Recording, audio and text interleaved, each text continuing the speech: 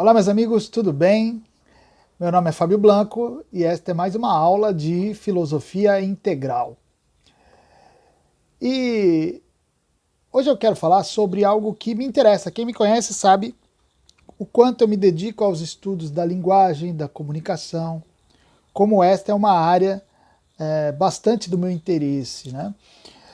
E o que nós percebemos hoje é uma tremenda dificuldade que temos de nos comunicarmos, de falarmos uns com os outros. Parece que cada um está falando numa língua. E para haver uma boa comunicação, obviamente é necessário que haja aí uma linguagem comum, sinais que sejam compreendidos por todos e mais ainda, concepções sobre as coisas semelhantes. Senão um fala uma coisa, o outro pensa que está falando a mesma coisa, mas está falando outra completamente diferente e não há comunicação. Nós estamos percebendo isso claramente nos dias de hoje, certo? A sensação que nós temos é que, hoje em dia, cada pessoa constitui o seu próprio universo. É ou não é assim? Não é assim que vocês percebem? Parece que cada um tem as suas próprias concepções sobre a existência. E cada um tem um jeito particular de relacionar-se com o mundo. E isso em todas as esferas, inclusive na esfera religiosa. Se você for perguntar, conversar com as pessoas, você vai perceber que parece que cada uma tem uma religião própria. Elas podem até confessar a mesma denominação, o mesmo nome da sua religião. Ela pode falar, eu sou cristã. Mas uma pessoa falando, eu sou cristã, e outra falando a mesma coisa, se você for investigar ali, você vai ver que o que é ser cristão para um é completamente diferente do que é ser cristão para outro, o que é ser católico para um é diferente do que é ser católico para outro, o que é ser protestante para um é diferente do que é ser protestante para outro, e assim vai. E não só no cristianismo, mas em outras religiões também, e em outras concepções da vida. Eu não estou falando apenas de religião. A religião é só um exemplo extremo. Bom, se isso acontece na religião, isso vai acontecer em qualquer área da vida. Então, a sensação que nós temos, a percepção que nós temos, é que hoje cada um tem uma própria visão de mundo, uma visão particular de mundo. Então nós vivemos, obviamente, uma sociedade flagrantemente fragmentada. O que significa isso? É que não há mais um senso de unidade. O que nós vemos é que cada indivíduo desenvolve a sua própria maneira de enxergar a vida. Cada indivíduo vê a vida da sua própria maneira. Não temos mais aquele senso comum, aquele fundamento comum, aquele compartilhamento dos mesmos alicerces, sobre qual todos nós nos apoiamos e sabemos que nos apoiamos. Nós não conseguimos mais enxergar isso. Hoje, cada pessoa acaba sendo responsável por desenvolver a sua própria cosmovisão. É algo impressionante. Impressionante. E por não haver onde todos juntos possam se apoiar, o que sobra? O que sobra? Se não nos apoiamos todos sobre os mesmos fundamentos, sobre os mesmos alicerces, nós temos de nos apoiar em alguma coisa, né? Senão a gente vai ficar flutuando. Então nós vamos buscar apoio no quê? Para desenvolver essas nossas concepções de mundo. Vamos buscar apoio nas nossas experiências, nos nossos próprios processos mentais, na nossa própria observação das coisas. Então é isso que vai moldar a nossa visão de vida, a nossa visão de mundo. E vocês já imaginam o quanto isso pode ser desesperador. Desesperador. Se nós nos apoiamos apenas nas nossas experiências individuais, nas nossas concepções, nas nossas formas de pensar, como nós desenvolvemos dentro de nós, isso faz, primeiro, com que a nossa capacidade de ler a realidade esteja absurdamente limitada. Isso é óbvio. Isso é óbvio. Porque nós estamos baseando tudo em algo que só nós temos. E segundo, isso vai acabar nos levando a uma insegurança, porque logo nós vamos perceber que as nossas formas de pensar são falhas. E o resultado de tudo isso é óbvio, é o ceticismo. É o ceticismo. Uma experiência muito semelhante aconteceu em Atenas, no tempo de Sócrates. Aquele momento ali era um momento em que a mentalidade mitológica, que era típica da aristocracia grega, ela começava a perder a sua autoridade começava a ser colocada em dúvida e em discussão. O próprio Sócrates fez isso e outros pensadores fizeram isso. E foi se dando, né, com a diminuição da força aristocrática, o aumento da força democrática ateniense, começou a se dar lugar mais ao pensamento mais analítico, que é típico mais dos artesãos, né, não mais da mitologia. Então é um pensamento mais típico daquele que observa a realidade na prática. E era isso que estava em ascensão social naquele momento. Então a tradição estava perdendo força, a dúvida e os questionamentos aumentando, e veja, eu não estou fazendo aqui julgamento de valor, estou apenas descrevendo como as coisas aconteceram. E naquele momento, na democracia ateniense, na sociedade ateniense, o que vai gerar, junto às coisas boas, né, como filósofos como o próprio Sócrates, Platão, Aristóteles, mas o que vai gerar isso aí? Também vai gerar o ceticismo, inclusive um ceticismo radical. E isso vai gerar também o sofismo, que simplesmente desprezava a verdade. Então, é uma característica de uma sociedade que está perdendo a sua base, comum, como era o caso do pensamento mitológico grego. É normal, é esperado que realmente se desenvolva esse tipo de pensamento mais cético, mais cínico, entendeu? E como nós percebemos hoje na nossa sociedade, aconteceu algo parecido na sociedade ateniense. Tá? O que não acontecia, por exemplo, nos tempos quando a sociedade era uma sociedade mais estática. Por exemplo, na Idade Média. Porque na Idade Média existia uma visão de mundo comum que era fornecida pela igreja, pelo clero, e que fazia com que as pessoas se mantivessem seguras quanto à sua existência, o seu papel na existência e o seu destino. Estou fazendo uma descrição, tá bom? Não estou fazendo julgamento de valor, é só uma descrição. Então, mas era assim, na sociedade medieval mais estática, as pessoas elas se sentiam mais seguras quanto a si mesmas, seu destino, sua existência. Por mais que às vezes pudessem viver uma vida simplória, uma vida às vezes até com dificuldades, mas o sentido estava dado. Dificilmente um cidadão medieval passaria por crises de identidade. Ele poderia passar por outras crises, mas a crise de identidade era mais difícil. A sensação de falta de sentido era mais difícil, porque o sentido já estava dado.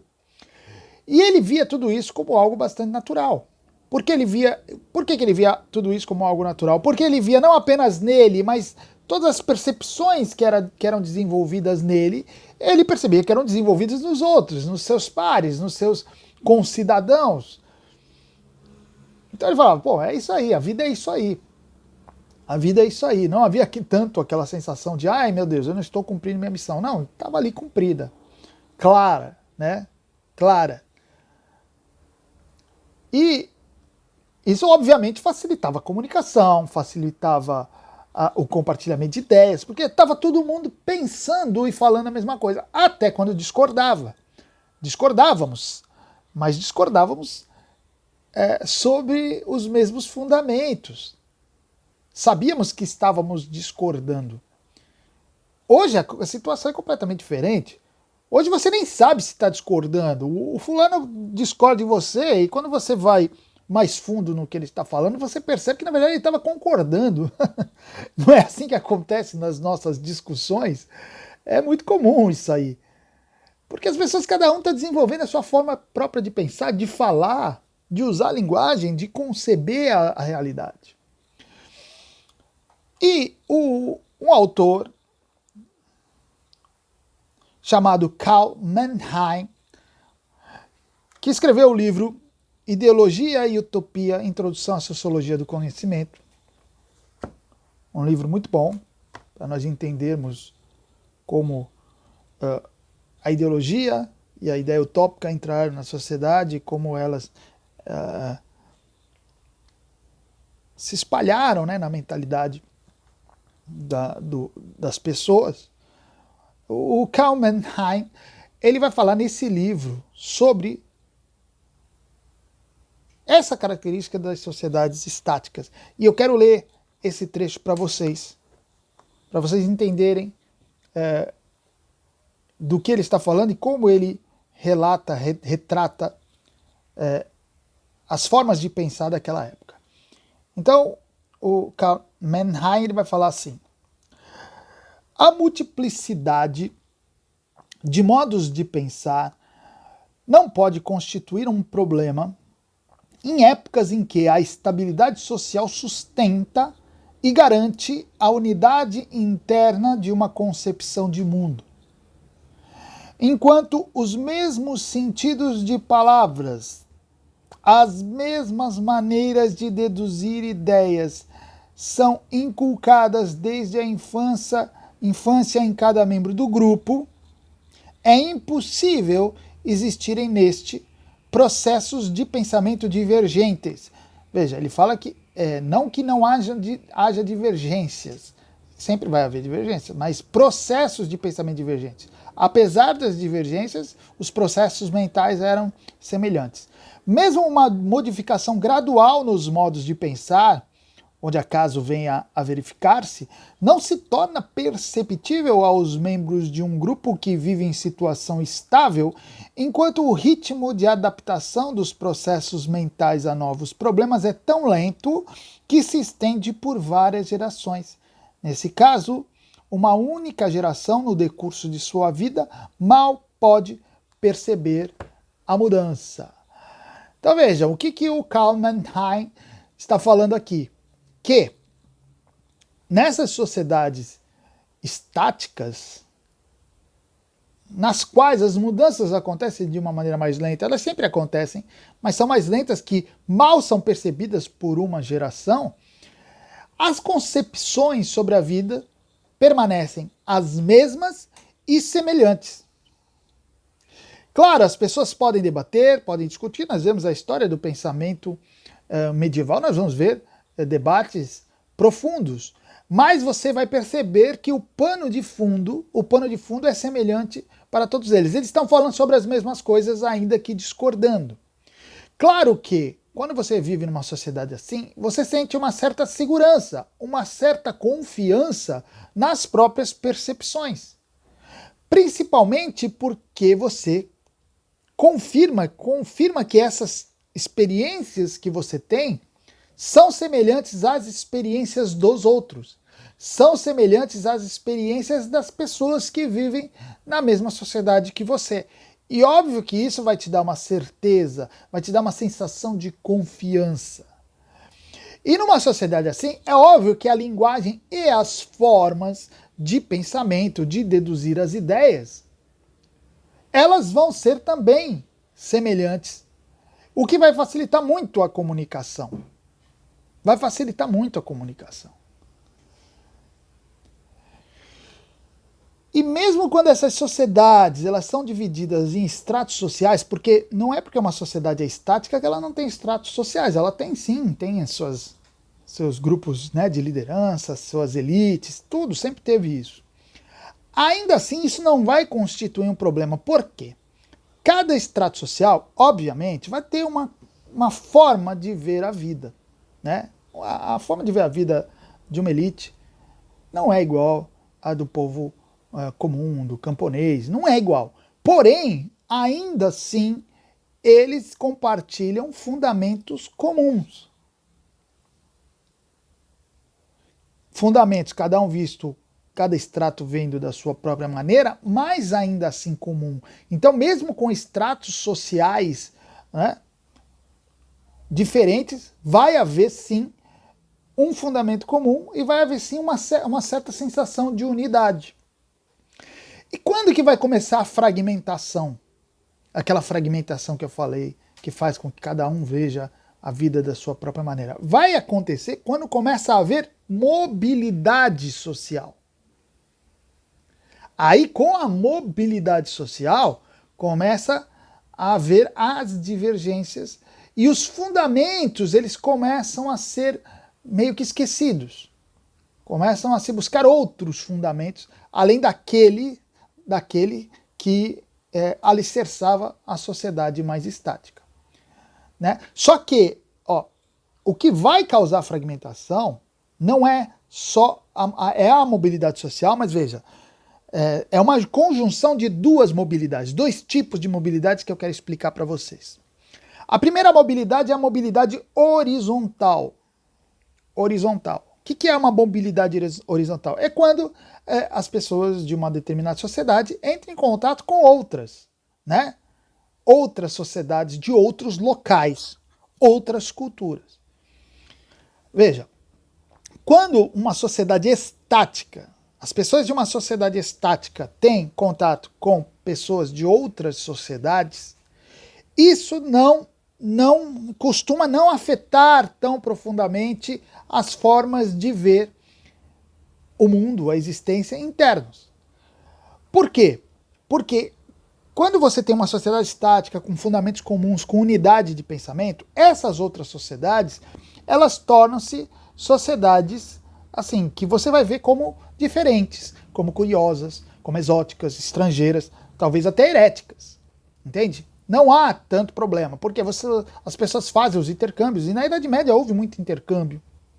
Houve muito intercâmbio. Ainda assim, as sociedades permaneciam ali com um senso de unidade. O que vai causar a fragmentação é a existência dessa mobilidade horizontal acrescida da mobilidade vertical dentro da sociedade. E o que é a mobilidade vertical? É quando as pessoas começam a se mover entre os estratos sociais. Quando pessoas que pertencem a estratos inferiores podem ascender a estratos superiores, quando pessoas de estratos superiores podem descender a estratos inferiores. Ou seja, exatamente como aconteceu em Atenas, quando começa a haver uma democracia, principalmente no sentido de pensamento, de influência, essas coisas, tá? Então, quando isso começa a acontecer, e em Atenas aconteceu de maneira limitada, e mesmo assim já causou bastante mudança, agora imagine isso acontecendo nas nossas sociedades atuais. Poxa, hoje em dia, uma pessoa ela pode, em semanas, sair da pobreza absoluta e ficar rica. É ou não é assim? Hoje, nosso momento atualíssimo, é assim, com as possibilidades de ganhos e tal. O contrário também pode acontecer. O contrário também pode acontecer. A pessoa pode ser milionária e de repente perder tudo. Pode acontecer também. E eu estou falando só materialmente, mas, por exemplo, uma pessoa pode, pelo estudo, pela sua influência, galgar, passar para um extrato, ainda que ela não ganhe dinheiro com isso, mas passar por um extrato superior intelectual, ser uma pessoa de influência intelectual. Então há possibilidades diversas, tanto materiais, intelectuais, de influência, tudo isso. Então hoje a questão, não que não existam estratos, até existem, mas hoje a questão é muito mais fluida, muito mais misturada. As ideias, nesse caso, elas transmutam-se com muito mais facilidade, certo? Então você não tem hoje mais aquele sentido de permanência, nem mesmo dentro do seu extrato social, nem aquele esforço para manter preservadas as ideias do seu extrato. Não, as coisas se misturam de uma maneira impressionante. E mais ainda, porque o Karl Mannheim, ele vai falar que o problema não, mas a fragmentação ela não vai acontecer quando as ideias superiores, dos estratos superiores, influenciam as inferiores. Não, até aí tudo bem. Mas quando começa a acontecer o contrário, o que nós vemos hoje é exatamente isso. Quando eu li o livro do Olavo de Carvalho, Nova Era e a Revolução Cultural, ele faz ali uma previsão assim certeira. Ele fala assim, o que vai acontecer é o seguinte: as elites vão começar a imitar os estratos inferiores, na cultura, na intelectualidade, na arte, em tudo. O que nós vemos hoje? Não é exatamente isso? Hoje, você vê uma festa aí, né? Jovens, perto da minha casa, tem uma mansão lá que os jovens se reúnem para fazer festa. Jovens, você percebe que são pessoas com poder financeiro muito bom. E o que elas ouvem na festa? Funk. Aquele funk que até um tempo atrás era característico das favelas, das comunidades, né, marginais. E hoje são eles que estão lá cantando, dançando funk. O que é isso? Senão a cópia, exatamente aquilo que o professor Olavo falou que iria acontecer. As elites imitando os modos, os jeitos, os trejeitos, os pensamentos das camadas inferiores. Bom, quando isso acontece, como nós lemos, como o Karl Mannheim explica no livro, quando isso acontece, nós chegamos assim na fragmentação. Realmente ocorre a fragmentação da sociedade. E o resultado disso é as pessoas não mais pensam de maneira semelhante, né? A sociedade vai se fragmentando. O que era uma visão de unidade se transforma em visões de comunidades de pequenos grupos. Chega uma hora que é o que nós percebemos hoje, com a fluidez total da nossa sociedade, com a liquidez total da nossa sociedade, tentando usar o termo aí do Bauman, que já nem são os pequenos grupos. Dentro dos grupos, cada um está pensando uma coisa diferente. Eles podem estar tentando falar a mesma coisa, mas pode ver. Eu trabalho com comunicação o tempo todo, experimento isso o tempo todo. Cada um está falando uma coisa diferente. Cada um está tendo uma concepção diferente daquilo que eles acham que estão falando que é igual. Não é igual. Não é igual. Então, na nossa sociedade, que chegou a um nível de mobilidade social em todos os sentidos, tanto horizontal, óbvio, e mais vertical, tudo é uma sociedade absurdamente dinâmica, as pessoas já não mais conseguem se ver com fundamentos comuns. E qual é o resultado disso? Óbvio, por isso que nós vamos ver pessoas desesperadas. Pessoas que têm uma dificuldade terrível de encontrar um sentido e que, por isso mesmo, acabam buscando sentidos de forma totalmente atabalhoada em qualquer coisa que lhe prometa alívio dessa falta, né? Quando nós vemos essas buscas por práticas orientais, e aqui orientais bem entre aspas, né? Porque são só cópias muito mal feitas de práticas orientais, essa busca por mindfulness, essa busca por equilíbrio a todo custo. Tudo isso, gente, é o resultado dessa falta de sentido, né? Essa coisa eu estava conversando com a minha esposa hoje sobre esse negócio do minimalismo, né? O que é o minimalismo, se não uma pessoa que, geralmente, tá? Uma pessoa que normalmente está se sentindo sufocada com tanta responsabilidade, tanta coisa para administrar, né? Coisas mesmo, não só dinheiro, mas coisas. E de repente ela fala, quero me sentir livre disso. E aí ela tenta se livrar das coisas. Normalmente alguém que escolhe o minimalismo não dura muito tempo nisso. Ela fica um tempo, curte ali, daqui a pouco ela começa a ter necessidade de ter as coisas de novo. Mas veja, tudo isso é expressão de pessoas que estão se sentindo desesperadas, sem sentido, que estão buscando sentido. Todo esse direcionamento, hoje o que mais se vende na internet é isso. São pequenos gurus dando sentido para as pessoas, pequenos gurus tentando, ofertando pequenos sentidos, e as pessoas estão se apegando em pequenos sentidos. Por quê? Porque não há um grande sentido. Porque a nossa sociedade não nos oferece mais isso. Todo mundo está deixado a si mesmo, né? Deixado a si mesmo. Cada pessoa hoje tem que encontrar esse sentido. Algumas encontram, mas é numa busca totalmente pessoal.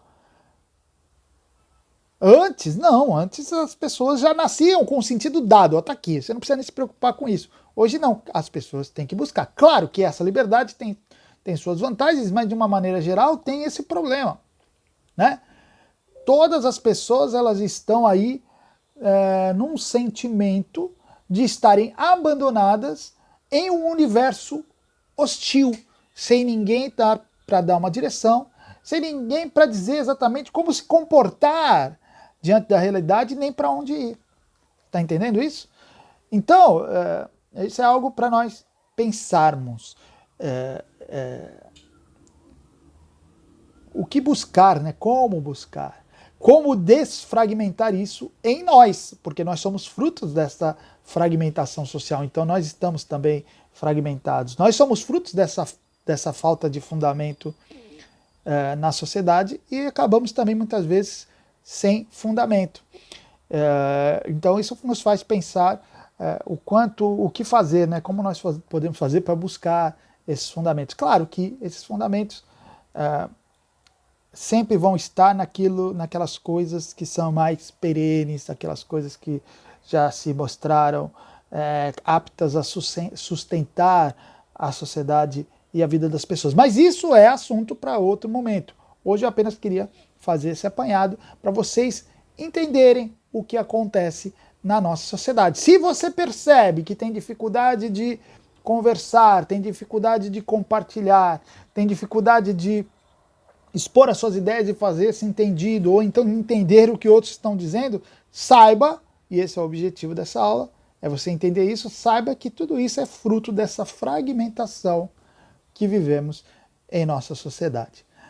Tá bom, gente? Por hoje é isso aí e até a próxima.